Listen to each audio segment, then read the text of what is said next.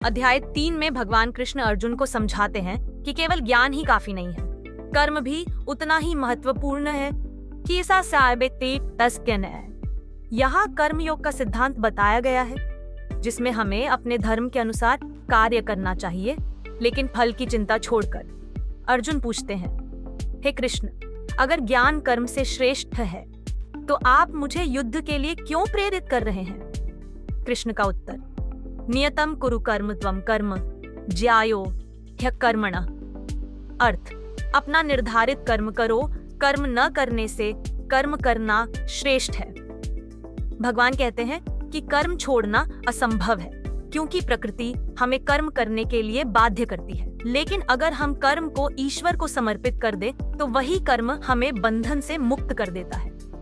आज के जीवन में हम कर्म योग को कैसे अपनाएं, दायित्व निभाएं। चाहे स्टूडेंट हो या पेरेंट, अपना कर्तव्य पूरी ईमानदारी से करें। अहंकार छोड़ें। काम करते वक्त यह न सोचे कि मैं कर रहा हूँ, बल्कि ईश्वर की इच्छा है। फल की चिंता न करें, रिजल्ट ऊपर वाले पर छोड़ दें।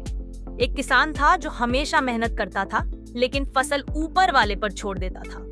एक बार तूफान आया, फसल चली गई, लेकिन उसने कहा, मेरा काम था बीज बोना, बाकी ईश्वर पर छोड़ दिया। यही है कर्म योग की भावना। तो दोस्तों, अध्याय 3 हमें यही सिखाता है कि कर्म करो, लेकिन मोह से मुक्त होकर। अगर आपको ये ज्ञान अच्छा लगा तो चैनल को सब्सक्राइब जरूर करें और बेल आइकन दबाएं। कमेंट में बताएं आप कर्म योग को कैसे अपनाएंगे। अगले वीडियो में मिलेंगे अध्याय 4 के साथ। हरिओम।